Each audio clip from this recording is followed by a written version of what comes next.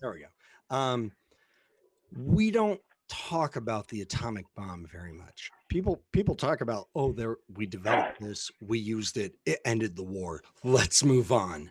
But we don't really talk about what happened, how it was developed, and the weight of that decision at all. Similarly to how we don't understand or process or talk about the Holocaust in depth, which and I've explained this before, but one of the reasons I have been preloading some of the stuff like pogroms in Europe, where it's like state sponsored violence against Jewish communities, which is not unique to Germany. Like they were doing that all over the place, especially in Russia. Um, and kind of showing that the history of both anti-Semitism and Zionism together, in the hopes that when we now, as we're approaching the Holocaust, we can start to wrap our minds around it, because even history majors graduate college and go like, I don't really get it. I don't understand how that could even happen. So I was preloading all those things on purpose, because Holocaust denial is rising rapidly. I've talked to a lot of people on stereo about that, about like the rising, revisionist history of like Holocaust denial. It's such a massive thing. A lot of my semesters, I've finished this course and people have come up to me and said, thank you for like everything you showed us and taught us about the Holocaust.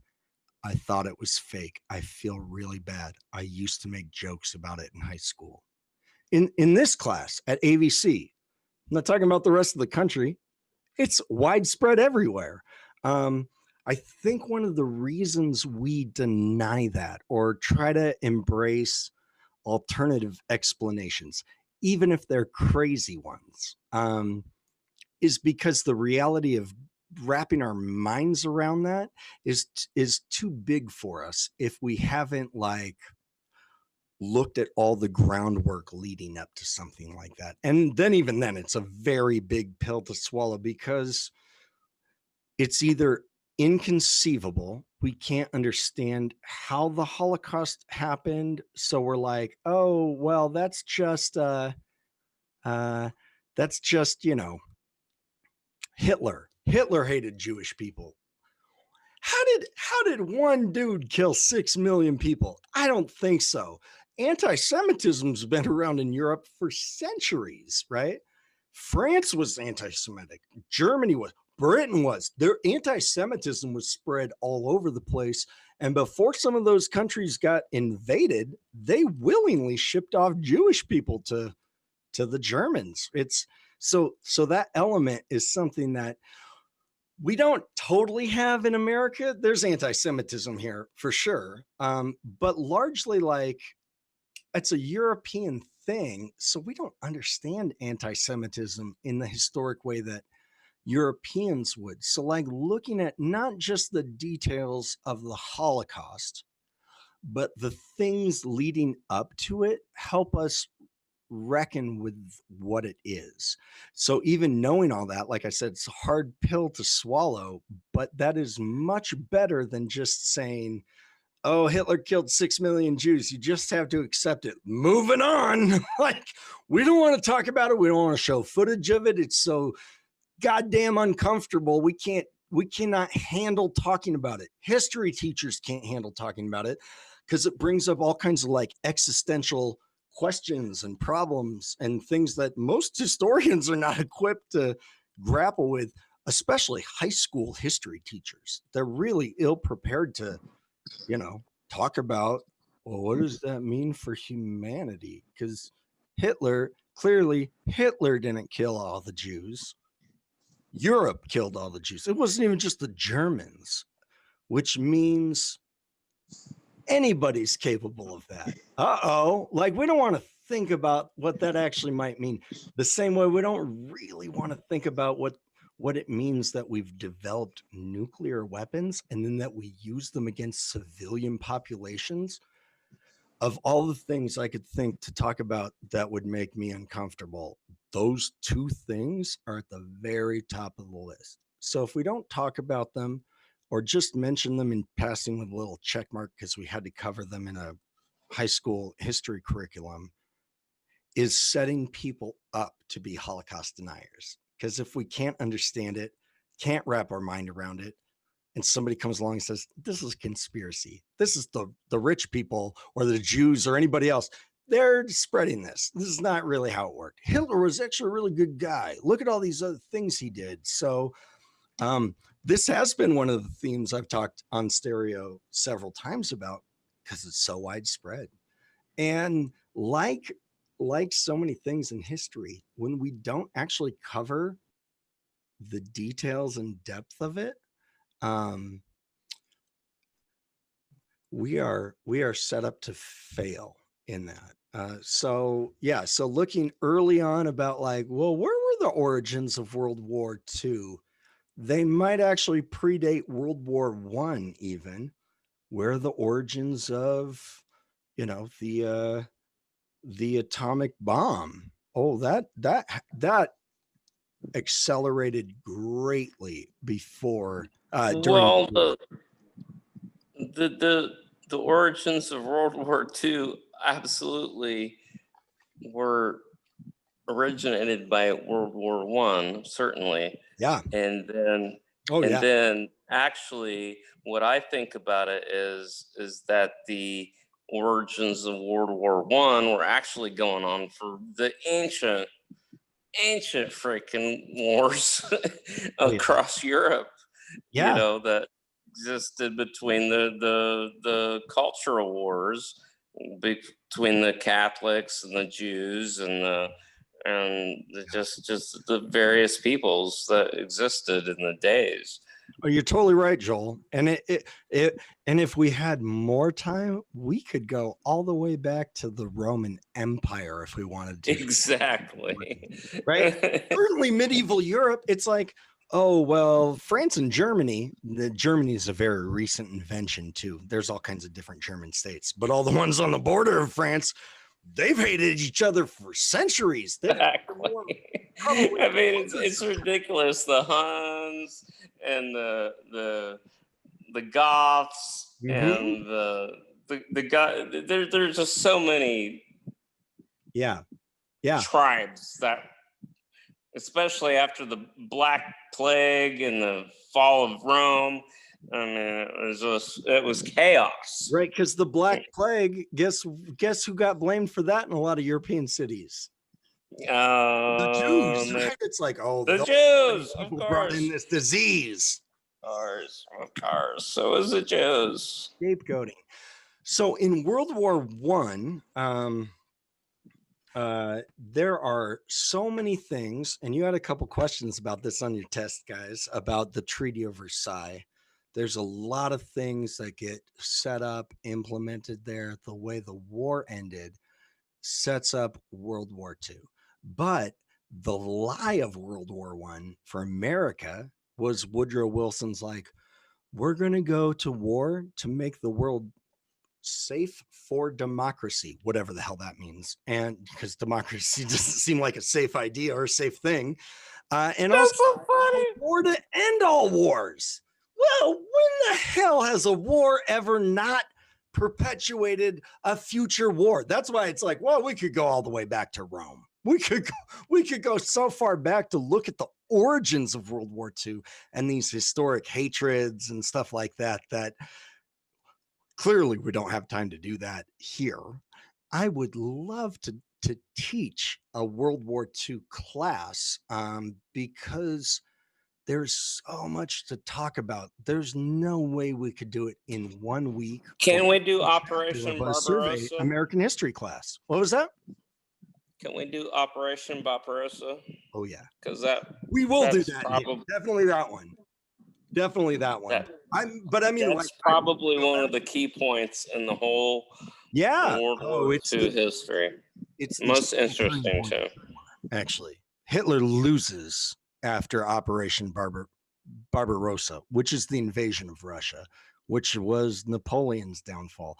If we were able to spend time and actually go back and look at the Napoleonic Wars, which were really like the First World War, just in early industrialization, not like the Second Industrial Revolution, post-industrialism.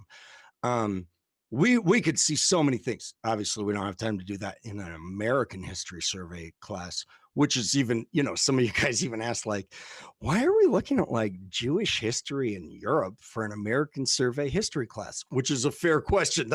I'd probably ask that question if I was a student too. But the answer is like, we have to understand the why. Otherwise, we are totally set up to believe alternative answers to why that happened that are easier for us to accept and believe than, oh, well, humans are pretty evil and we do this stuff to each other when we have the means.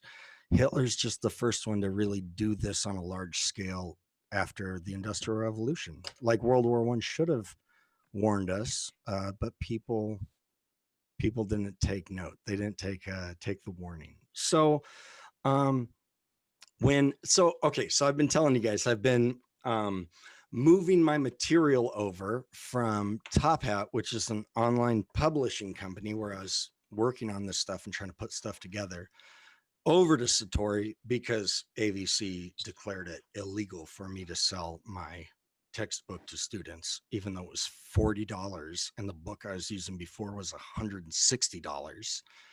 I wasn't making $40 a piece off the books, but I wanted to go through a publisher. They shut it all down. So I've been slowly like trying to port everything over for you guys. The first few sections of like our class and how it's broken down, the 1860s, 70s, 80s, they're like 9,000 words each from what I wrote. And I was writing them quick. I wrote like 4 or 5 chapters in like a month and a half. Like I was pumping stuff out, but they're pretty slim. They get a little bit bigger as I go into the 20s and 30s. As you could probably tell from Satori, it's like, there seems like there's more stuff here, more material, more things to read. By the time I got to World War II, it took me 6 months to write that chapter. And it was 200,000 words when I was done, which is a textbook in and of itself. And at some point when I've got time, I want to try to like reformat it and package it as a textbook for a World War II class. We don't have that at AVC, but a lot of colleges do. And 200,000 words is way too much to expect anybody to read in any history. Man, any college class. That you could even write a book that large. I would have already like lost myself into sleep. Just trying to do. It's way too long. So I'm just at the point of starting to import that stuff over, and I'm trying to decide like what to include and not to include, because to me, it's all important. But obviously, this is too much. That bar is way too high for a survey course at Harvard. Like you would not expect a sophomore at Harvard to read 200,000 words for one chapter of a history book. That's a history book in and of itself. So I'm trying to like and actually hone in on the most important parts of it. But there's so much here, and it shapes the world to today. We're still living with the ramifications of World War II and what that absolutely. It's absolutely, it's reverberating even to this day. Yeah. From Vietnam to the Korean War to every war that's still going on around the world today. Yeah, it's in the Middle East. It's amazing.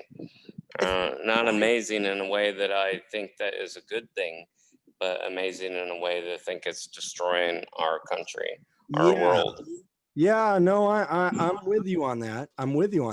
I think it's probably one of the reasons why even non-history people that are like, history's not my thing, I don't like it, which is a lot of people, they're usually interested in World War II. In fact, it's usually the topic we have the most questions on, because we do such a piss poor version of explaining the Holocaust, explaining nuclear fission, explaining global conflict that sucks pretty much everybody into it. Like, we don't do that. So we're all left with questions.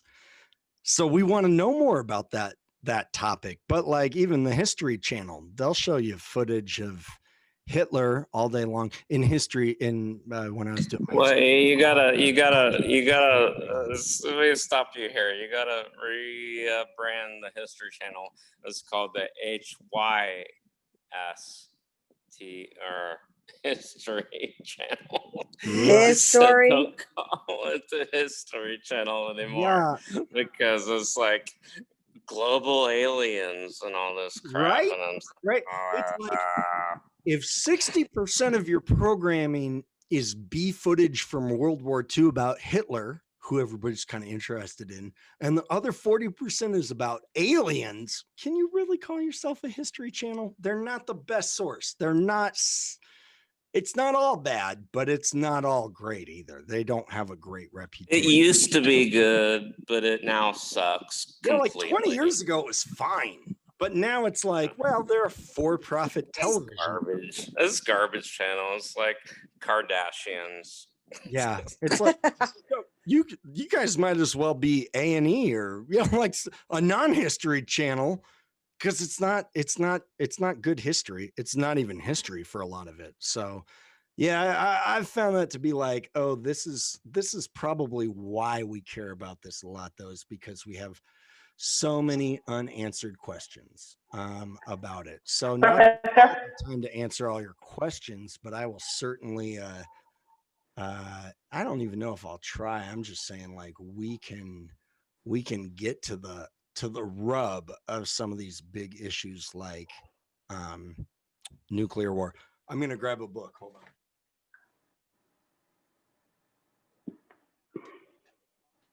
I just saw it. Where is it?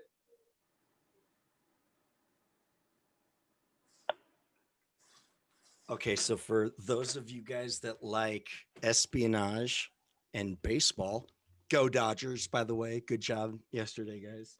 Woohoo. This book, I seen Catcher Was a Spy. It's about what? The Catcher Was a Spy, like Catcher in the Rye, right? But yeah. It's about Moe Berg, who was a famous catcher in the 30s and 40s, who starts working as a secret operative for the, like, basically what will be the CIA during World War II. And they've got a few people like that they're like celebrities that they recruit as spies. It's very interesting, as is the two most recent books I read about this subject are, I say read, but I audibled them because I like audiobooks a lot. One is called Blitzed, and it's all about drug use in the Third Reich, but also everywhere else, and how the government created methamphetamine and started feeding its people in large quantities to make the government cheese. Yeah, government cheese that gets you jacked. Right? Yeah, Joel told me about that. Yeah, it's cheese has a chemical that when you eat it, it converts to gosh, I can't remember off the top of my head, but it turns into casein or something. Isn't casein people who are allergic to, like, gluten allergies? It's really casein? No. It's if you eat cheese, every cheese you eat, I don't care if even today, it will turn into basically morphine. 10% of it. No wonder. Yeah, I did hear that. So much. No wonder I like cheese so much. You're right. So about 10% of any cheese you eat will turn into morphine.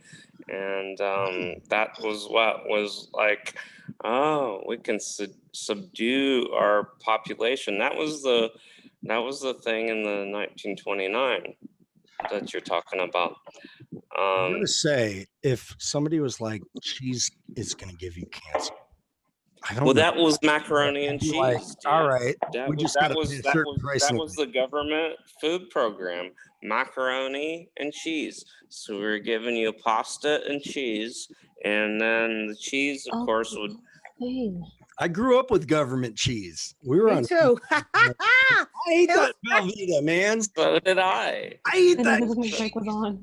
cheese food, which isn't even cheese, right? So That liquid gold. liquid But gold. that, but Here's the- 10% of that cheese would turn into basically heroin. well, no wonder people love cheese so much. This is not focusing for me. This was the other book that I read that's called The Bastard Brigade. And it's great. It's a great Audible book. It's very easy to listen to. And it talks about some of these secretive spy initiatives like Mo Berg. But it's all centered around atomic intelligence, trying to beat the Germans to make an atomic bomb. It was another great book. So that helped me understand the development of the nuclear bomb at an even deeper level. I don't have a fantastic book about the Holocaust that I'd recommend, but we'll get into that. We'll talk about that more. And I'm not saying there are not great books on the Holocaust. I'm just saying, like, I don't have one like this that I'd recommend on that specific subject. So, okay, so it's 9:01. I'm going to go for a few more minutes. If you guys are like, got to get somewhere, feel free to just hop off our Zoom call. I'll just try to set up the global stage for how World War II is enveloping before us, so that next week we're primed to just jump into the actual conflict. So, okay, so on my screen here, you guys see this thing about oil, the speed of sound, the cost of oil. This is so critical to World War II, and we never talk about it at all. Germany, they lose the war because of Operation Barbarossa. They lose it because Hitler was psychotic and didn't really have a plan for anything. He's just kind of like always rolling on to the next thing. Sound like any U.S. politicians, you know? I don't know. Let me correct you there. But at the end of the war, they ultimately lose because they lose the Baku oil fields in like the Ukraine, which they were trying to do because Hitler was trying to grab too much at the same time. They get kicked out of the Middle East. They have no oil. The war ends. They've got Luftwaffe planes, tons of them on the ground. They've got pilots even. They have no fuel to put in them to make them go. They can't fuel their tanks anymore. And a lot of World War II that gets really underplayed in our history books is the race to oil. So there's really two big races going on. One is to the oil fields in the Ukraine and Iran and other places, which we're recently discovering. We're recently figuring that out about Saudi Arabia. Oil's a new invention in terms of like mechanical machines, petroleums. This is a relatively new thing still in World War II. But World War II proves like, oil is the most important natural resource we have on the earth, which of course is true for the rest of the 20th century, is still true today in terms of how we perceive it, even if it's not actually the most important natural resource we have. So that element is very important for the war. As you guys saw and we talked about, this is an important thing in World War I. Like there's a major conflict and like struggle over who gets these mandates, kind of how we were talking about, you know, having a mandate over your slaves or a mandate over these colonial people you have to raise up. We conveniently create mandates for, you know, all these oil rich countries that we go, well, I'll take this one, you take that one, they take that one, and these will be our countries, and we'll grow them up into independence, which was never really a goal for anybody, in order to, you know, promote them and raise them up. But it was really to ensure that we would have vast reserves of oil for the next war. So oil's critically important for that reason. The other big like race for resources at the end of the war is the German brain power. It's trying to get Heisenberg. It's trying to get Werner von Braun, the rocket scientist who makes the V2 rockets. Like the Russians are coming in from the east and we're trying to press through in the west, but the Russians are kicking ass and taking names. They're like, I'll say this categorically now. I'll say it next week. I'll say it the next time we talk about World War II. The Russians won World War II in Europe, at least. Like, we don't have to talk about Japan. That's a different thing. They would have killed Japan. By the end of the war, they were a machine and they were building better tanks than Germany for cheaper and quicker. Like, they eventually got their war machine so down that everybody was terrified of them, including America. It's one of the reasons that the Cold War happens and the shift in alliances goes down at the end of the war.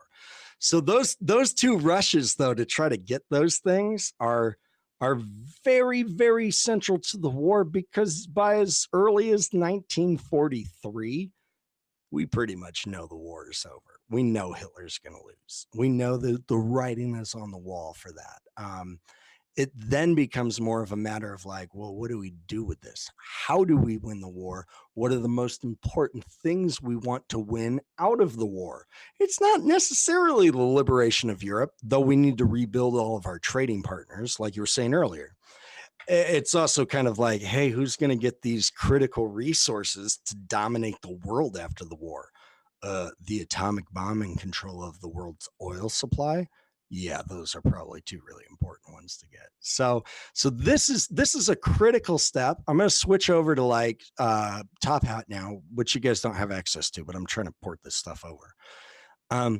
I open this whole saga up with a quote from a German Nazi general, Henning von Tresckow, who initially supported Hitler greatly, but by like 42, 43, he realized like, oh, I have made a mistake. And he has got some great quotes that I try to incorporate through our material here.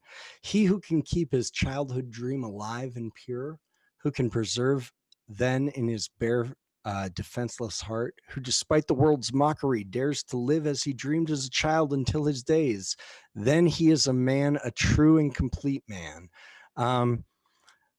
That quote might seem out of place right now. It will be filled in as we step further into the war. Africa, colonialism, Asia, all of those things are at play here. And I'll make all this material available to you guys. Even things like the Volkswagen Beetle, the Volkswagen, the people's car. That's Hitler. Hitler starts that. It's his invention. And it's one of the things that makes him wildly popular. He is a great leader in the eyes of Germany. Like, had Hitler died in 1936, he'd still be remembered as one of the greatest Germans of all.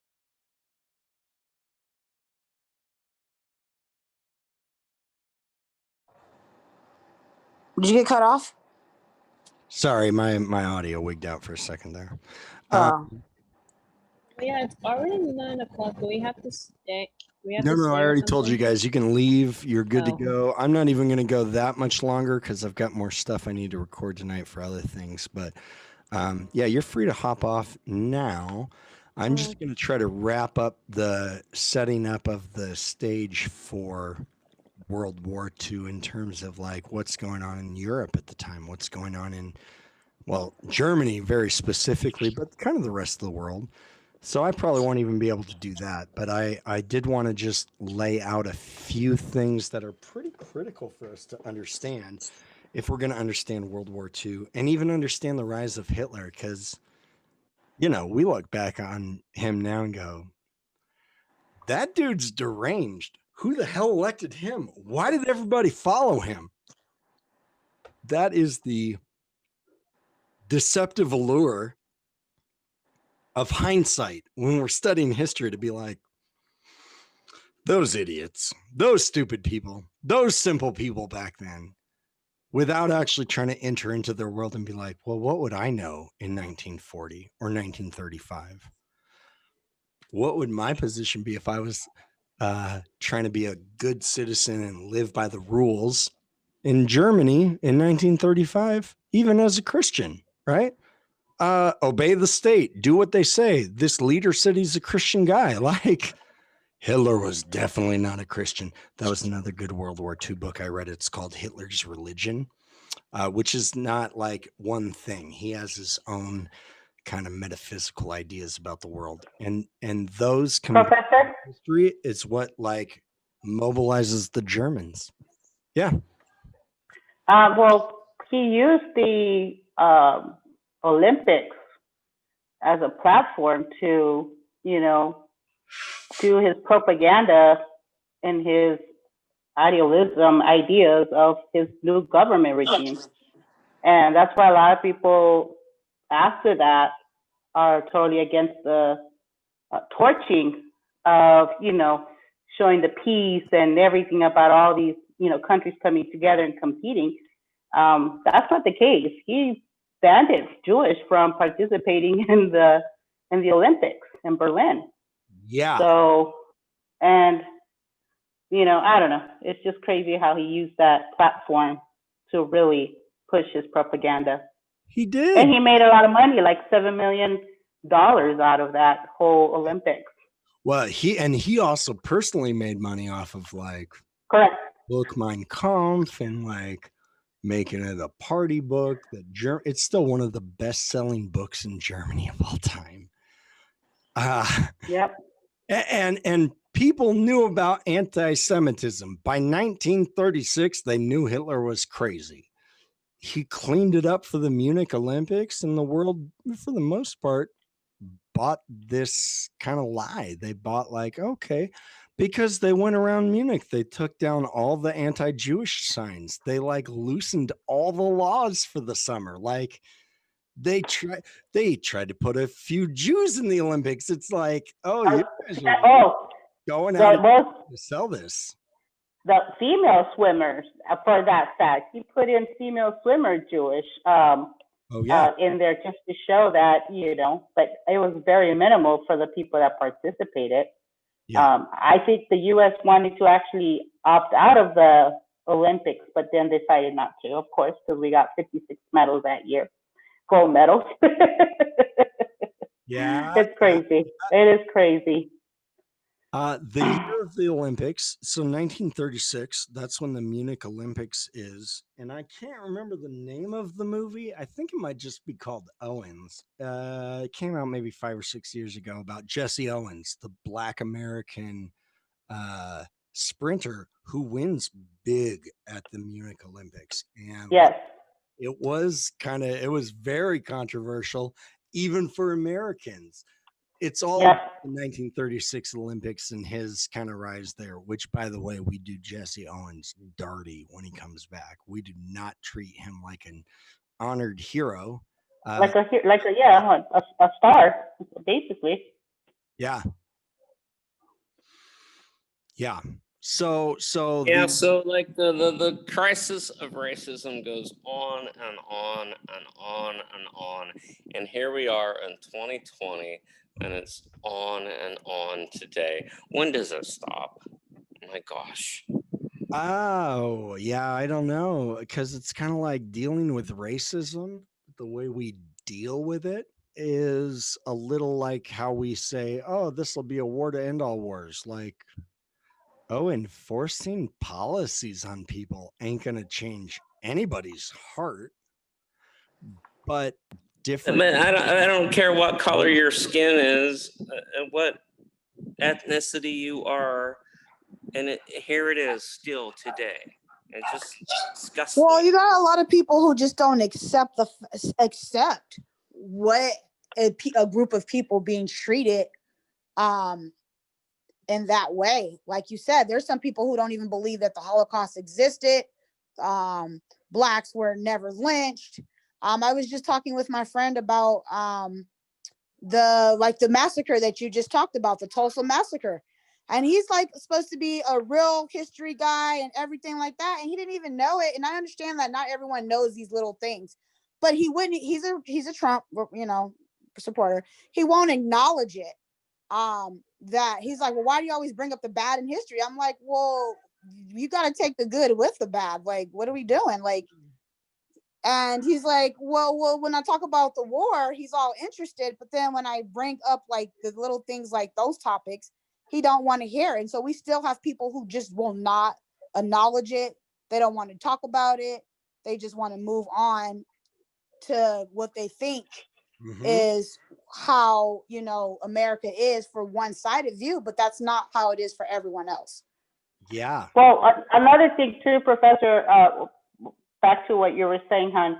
I didn't know anything. I just knew about the Indians' properties, the lands being taken away and everything. But reading now that my project is about wars, and started reading back to the 1700s, how everything started, put into perspective, it goes into details of wars of, we took away land from Mexico, we took away land from the Indians, and then we want to kill them all, but we couldn't, so we put them in these concentration camps and let them call this is your land from this piece of land, this other land, this is your land.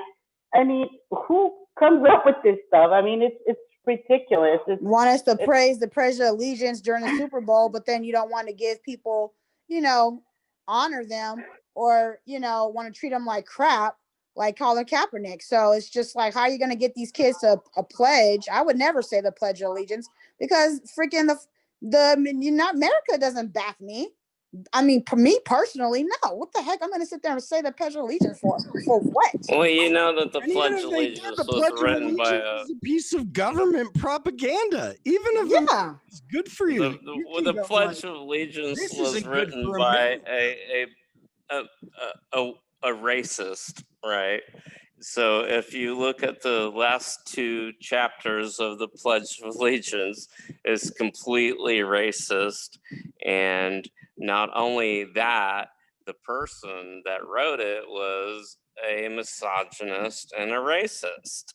So there you go. Yeah, it's government propaganda to kind of like we were talking about earlier, the melting pot, right? Everybody say this, everybody be this. If you're not this, you're bad. And then in the 50s, we insert one nation under God in there to stick it to the communists, right? Like that wasn't even the original pledge, but we can add. That was ridiculous. Benefit. And so, okay, so you guys see right here, the Munich Olympics, that's Jesse Owens. And I'm going to show you a quote from him. Hitler didn't snub me. It was FDR who snubbed me. The president didn't even send me a telegram for winning gold medals at the Olympics. And that's why I said, we do him dirty. It gets worse from there. His story is a sad one. But you can see right underneath this idea about a double victory, which America can't foresee as a problem to keep supporting white supremacy. It's like, we got to go over and beat racism and beat this anti-Semitism over there, because Jewish people have money in America and Jewish people are important. Black people are still not, and they still do not have money. But they go, hello, kettle, this is the pot. You're black. Like, hypocrisy much. We're going to defeat racism abroad, but not defeat it at home? I don't think so. So they begin. Right. Let me point out right there, Mr. Victory over racism abroad and racism at home. And it's what starts the second wave of the civil rights movement is World War II. And South Africa was still going on at the same time. Oh, yeah. Yeah, big time. They go longer than a big fucking time. And in many other places, black people were being exploited by colonialism through the 50s and the 60s, big time. And we're still dealing with those populations to this day. Yeah, no, we Yes, totally. sir. Yeah. Thank you so much. Thank you. Who was it, Joe, for your perspective? What's his name? Joel. Cool. Yeah. Oh, thank you, Joe. I'm gonna go ahead and try to do my test. Thank you. Have a good night. Good luck on that. Good luck on that. Yeah. All right. Want to help me? Bye. I'll close with this. The Okay. fascism and anti-Semitism. I try to go through a few different key countries here, like Italy, and their expeditions into Ethiopia are really probably one of the first clear signs of a global conflict that's coming. That some people can recognize, but most people are blind to. Colonialism in Africa in general, and the European powers still having colonial assets all over America. This will be another one of those. And then Germany, the same time they have the Munich Olympics, they're trying to say like, oh, look, we cleaned it all up. We're not anti-Semitic. We're not militaristic. They're against the Treaty of Versailles. They're actively arming. They're like creating an air force. They're making more weapons. They're remilitarizing. Now they get to practice their weapons. I'll go down just a sec here to where is it? The Spanish. How come we can't see that right now? Oh, I'm not screen. Well, I can't see it on my Satori. I have it open right now, but it's not on the same one that you're open on. I'm going to add everything to Satori. Oh, okay. So it hasn't been added. Okay. Doing that. But in 1936, you're going to have the Spanish-American War. This is also where Japan takes a kind of drastic turn. And this is where Francisco Franco, the like dictator who's going to rule Spain till the 70s, grabs power and grabs hold of everything. This is a great episode on that. And the Spanish Civil War and what's going on. The Germans get to test out their new air force secretly in Spain by bombing civilians, the Basque population. This is where Hermann Göring, he's like the head of the Luftwaffe, the Air Force, and will become second in command after Hitler kills himself. They like cut their teeth here. And Italy's doing the same thing in Ethiopia, and the League of Nations, which America didn't join because we don't want to have to be committed to any foreign war. We don't want to have to like deal with anybody else's problems. We don't join it, even though the whole damn thing was our idea. Falls apart because they don't have any. They've got no teeth. They can't stop Hitler. They can't stop Mussolini. And they also have no like moral ground to stand on to say like colonialism's wrong. They're all participating in it the whole way through the war and in post-war setup. Winston Churchill is trying to actively like not just retain the British Empire, get more possessions and build it up stronger, even while they're using the language of anti-colonialism, which goes back to World War I. After World War II, Britain's still trying to hold on to their colonial positions, and they will for another 20, 30 years. So the Spanish War, the Spanish Civil War and Franco, that's an important key. That is like a crucial element. But what I want you guys to like read through, and it'll be long, and like we really don't talk about religion in history. In modern history texts, we just try to stay away from it because it's like a hornet's nest.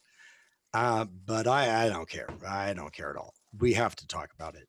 So I've written a good handful of things on religion in Germany at the time and the role of the church, as well as the role of those Christian leaders and pastors who actively take a stance against Hitler, will even die because of it, like Dietrich Bonhoeffer, one of my favorite theologians.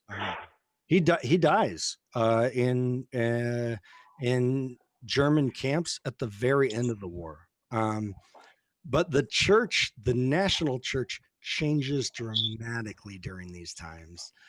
So yeah, like read through that.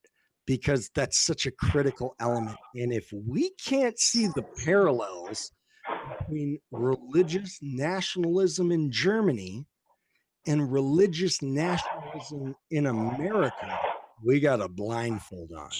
So let me close with this this poem. First, they came for the Well, Jews, and I did not speak. If I may say anything, I mean, hold on. I'll let you close. Hold on. First, they came for the Jews, and I did not speak out because I was not a Jew. Then they came for the communists, and I did not speak out because I was not a communist. Then they came for the trade unionists, and I did not speak out because I was not a trade unionist. Then they came for me, and there was no one left to speak out for me. Martin Niemöller. That's a thought we should think about as people are being attacked around us who are not necessarily us, who our destiny is not necessarily tied up in.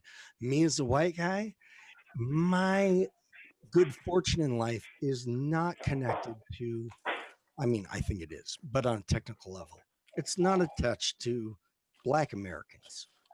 That's what, right? Like, I can go on with my life, ignoring all of that, and just try to do well and have my best life now.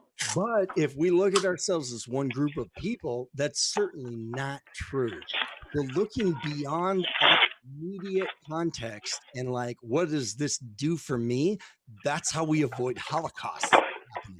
When we act like that, we are just laying out a table for fascists and dictators to not just torture, but like literally like try to exterminate groups of people that we don't really care about because they don't affect us, whatever that group might be. And as Americans, Black, white, anything in between, we can have that perspective for the rest of the world. So you might be oppressed in America, but you're better off than somebody who lives in Afghanistan or the Sudan, right? So you don't really care what happens over there. You care about what's happening here for you. We've got to care across the board. Otherwise, we'll be blind to this stuff when it happens. Just like the Germans were totally blind to this. All the Christian Germans and the Christian church who supported Hitler and the Nazis, including the Catholic Church. That's all I'll say about that for tonight. Questions, thoughts, comments?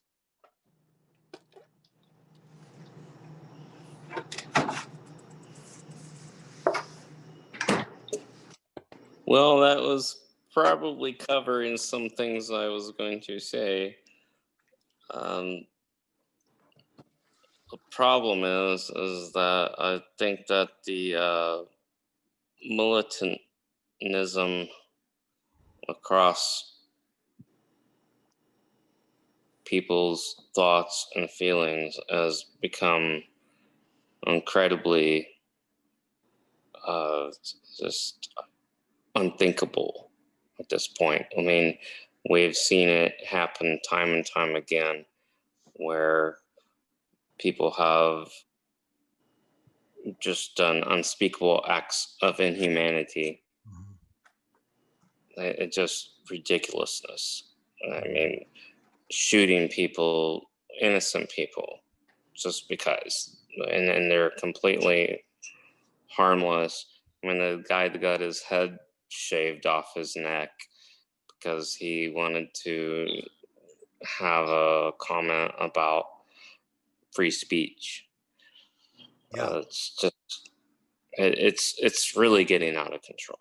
I don't know. I agree with you. I think one of the biggest factors in that was definitely at play in the 30s because of media is objectification of people. We can say, oh, that's those people over there. And with media, we can really like paint that picture even clearer. Say, oh, that's them over there. That's not us. That's not my life. That's their thing. They got to worry about that. That's not my problem. Which just allows us to keep turning a blind eye to people doing like horrible things. And here's the deal, you guys. This cuts both ways. This is not an attack on conservative people.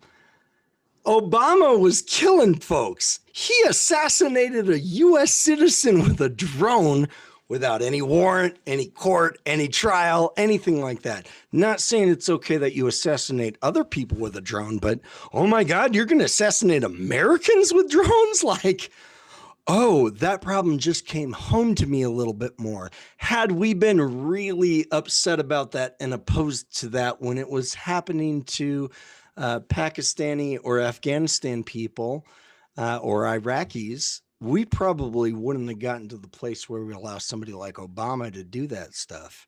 Obama, the great liberal hope, right? He's fucking killing people with drones. Well, we don't Well, love I about was that, right? We fucking never want to talk completely about that. I was completely pissed off when not only did he kill the father, he killed his son. So I was actually two people that were American citizens that had, I don't know if they were indicted for anything or not. I know the kid wasn't. The 16-year-old boy was not. Whether his father was, I don't recall that he was ever indicted on anything. He was pissed off. He was actually one of the people that came out against the September 11th bombing attacks, the plane crashes into the World Trade Center. Wait, now And who are y'all talking about? Who are y'all referring to? Because I didn't even know this part of Obama. Well, I forget his damn name, but it was something about blah, blah, blah, blah, blah. But he was actually on. That's a good way to avoid objectifying people. Yeah. I'm sorry. I just don't remember his damn name. No, it's hard. I just don't remember his damn name. I just want to know what to like put in my Google search. Well, look at the guy that was on the PBS.org. He was actually a member of PBS.org, and he was speaking out against the September 11th attacks until that we invaded Iraq. So do your research. I think it's on war Al-Awlaki. Yeah, that's him. Oh, okay. Yeah. And then they killed him and his son. And like we have supported the civil war against the Yemenis. They were both United States citizens, and they both got murdered by drone strikes. Yep. Good note. As far as I know, his kid didn't do anything. He was just. We could never reconcile that with our picture of Obama as the great liberal hope provider, right? Because it's like, that doesn't jive. Well, let's just file that off to the side. It's like, no, that doesn't mean you have to hate Obama, but like, you should be aware of. You would think like the Republicans would be like, yeah, you Obama. But no, they were like, oh, we'll forget that happened. Which is why what we were talking about earlier is like, Obama was not that progressive at all. He was not at all. He was the best Republican president we've ever had. He very well might be, actually. I totally agree with you on that. I'm like, okay. And then from that point, the Republicans moved so far right that you're like, dude, you guys are kind of off the here we are today. spectrum right now. Yeah, Joel, but what did you say about you said Obama was the most Republican president we ever had? And then I think you said, was it Nixon was the most Democratic Republican we ever had? Yes, exactly. Yeah. By today's standards, a lot of things Nixon did, except all the shady political underpinnings. Except for the Vietnam War and all that crap. He was pretty liberal, actually, by today's standards. Like he would not, the Republican Party would not like him, except for all the lying and extortion and shadiness. They love him for that. And blowing shit up across the world. Has a picture. He has a tattoo of Nixon on his back. Who the hell gets a tattoo of the face of Richard Nixon on them for any reason? That's so weird. Oh, that fucking idiot that narrowly escaped prison. He's the worst. He's the worst. But representative of modern day GOP, Oh, which, by the way, you guys, the New York Times, the most important newspaper in America, arguably, of course, their board, not an editor, not a journalist, not a reporter, the board that controls the New York Times jointly released an obituary to the GOP last week. Because they're like, oh, it's over. There is no coming back from this. There will be no GOP party after Trump. Like, there's no way it's. And I think they're right. Like, I think they're totally right. It's. I hope they are. I hope they are. I hope they are. I don't see why there is a party anymore. Yeah. No, I agree. I'm not like across the board like anti-conservative at all. There's probably a good handful of positions or things that are labeled conservative that I'd be like, oh, I'm over there with them on that issue or that issue. Mm-hmm. Similarly with the Democrats, I'm like, oh, I totally agree with this and this and this. Yeah, guys are out of your minds over here, though. But that's the problem of party platform thinking. It's reductionistic. It just makes us boil down to like, okay, I'll just accept what everybody wants to accept. In my case, so I have to have my cheese boiled down into bacon or something. Your morphine cheese, man. Get your morphine cheese on. No, yeah, morphine. Yeah. Scary things. I feel like I'm going out of my mind sometimes because I study this so much. I'm like, really? Nobody else can recognize some of these parallels? Like, I can't be the only one. I'm not the only one. Other people do, but it feels like I'm the only one sometimes because. Well, you're the only. Those of us that do recognize it, nobody wants to elevate our voice, including the Democrats. Yeah, you don't get on a platform. You don't get on. No. Not at all. Monthly TV. You don't get on. That's why, though, I think somebody like Obama and the Democrats don't want to actually have campaign finance reform. They don't actually want to have like transparency in finances. They don't want any of those things because they're trying to get them. And especially to what I was saying earlier about FDR. FDR was not trying to get money. He was not trying to get acceptance in a social circle. And Trump and Obama have done that. Trump has been a bridge and tunnel lackey for his whole life, trying to get in with Manhattan elites. And he could only get in with the weirdos like Jeffrey Epstein. The rest of that society never accepted him. They never did. Obama sucked up to Goldman Sachs and put some of their people in his cabinet, in his administration, because he was trying to get there. And then they talk about their like, oh, this is a means to riches and fame and wealth and security in life. That's not good, right? And they talk about the greed and how people shouldn't be greedy, and then they just bought a $12.8 million plot on Manhattan Island. Yeah, it's hypocrisy, and the problem is we don't. $12.8 million and like 18 acres. I don't know. I'm like, dude, really. We don't ever want to talk about those. The liberals never want to talk about the ugly conservative side of their people.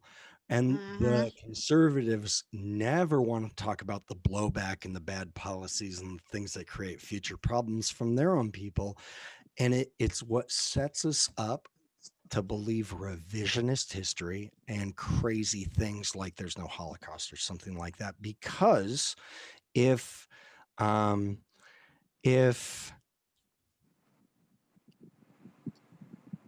I don't know.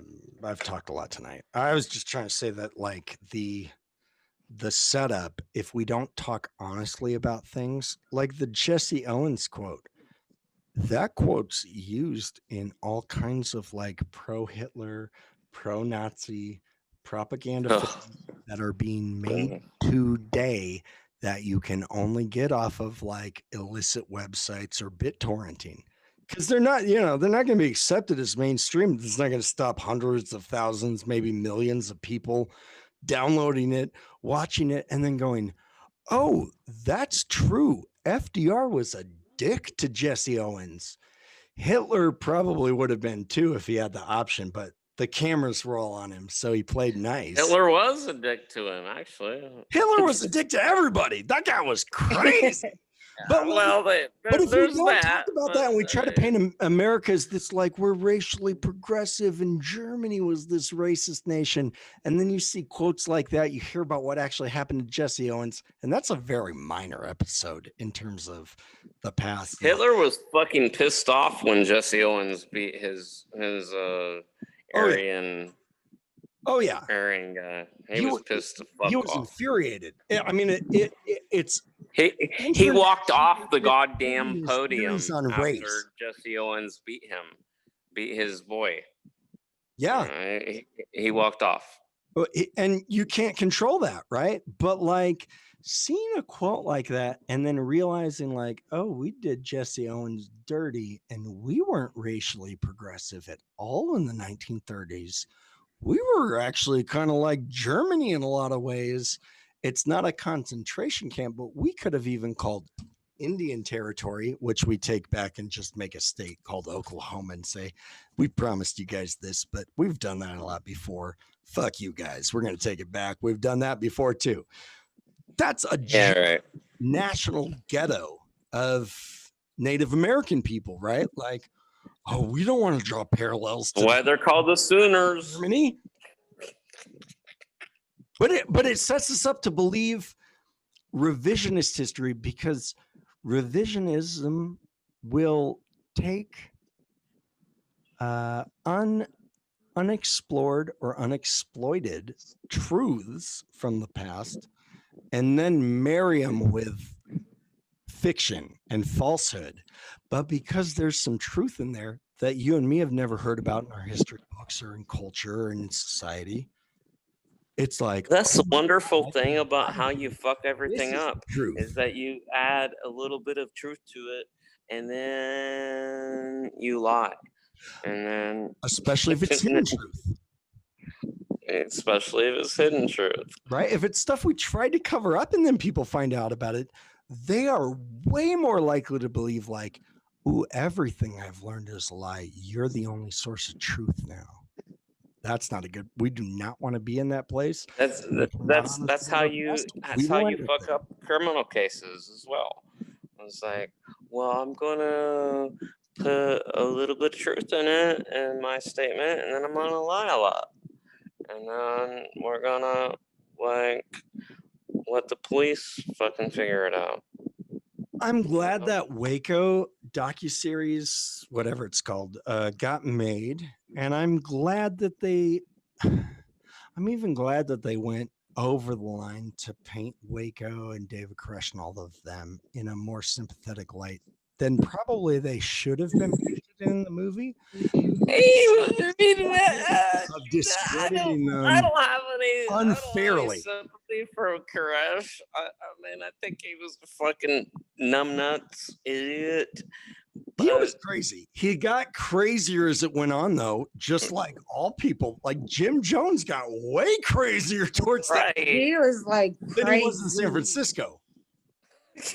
Yeah, but when Jim Jones got on that island, he just got even like he just lost his mind. Yeah, he wasn't on an island. He was on a landlocked place in South America. Yeah, Guyana, like the middle of the Guyana.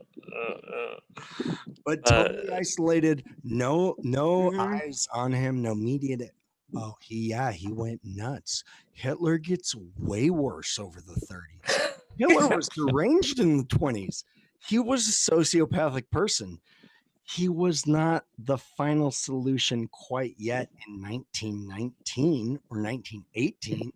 You see a lot of that in Mein Kampf, but then 15, 20 years. Oh, I mean, I tried to read Mein Kampf actually, and I only made it through like 3 chapters, and I was like, there were like parts of it that made sense, and then there were like most of it were like, what?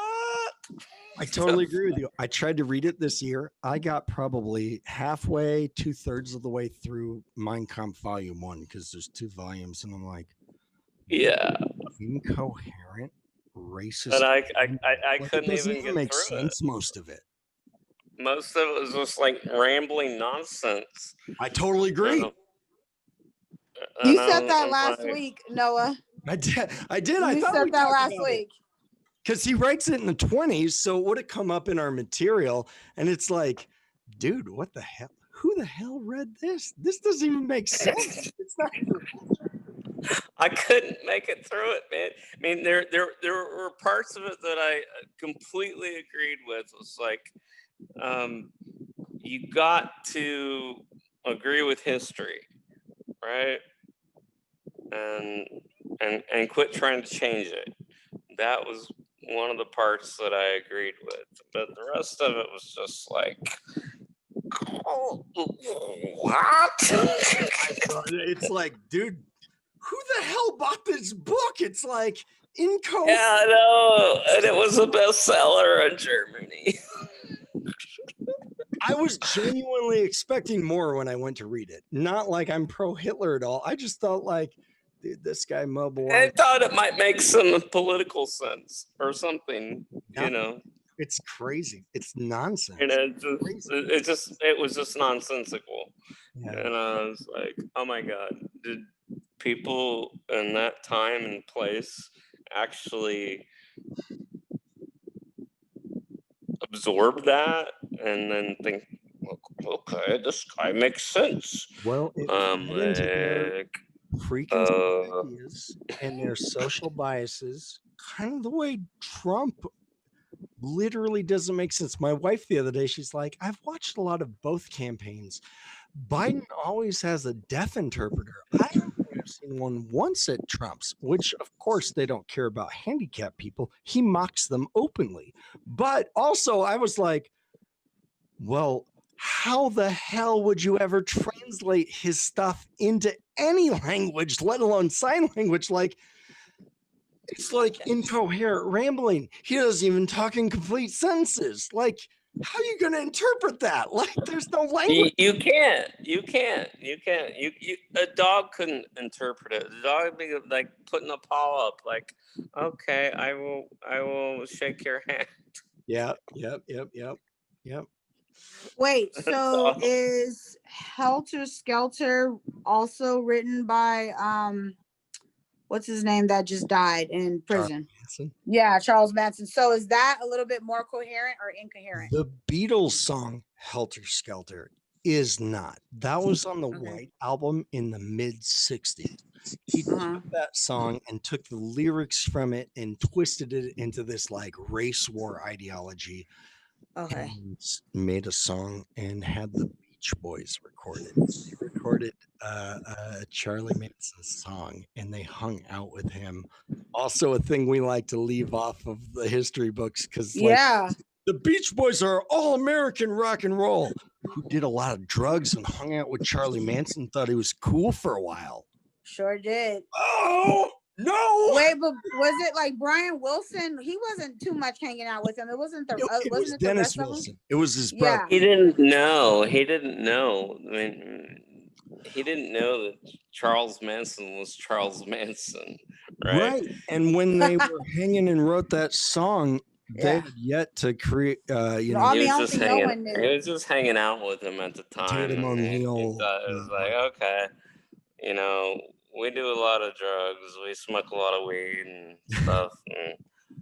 Well, we definitely don't want to attach the Beach Boys to Charlie Manson. Oh my God, that makes Surfing in the USA sound a little different. Like, right? I got to think about people getting murdered and them ripping a baby out of a pregnant lady.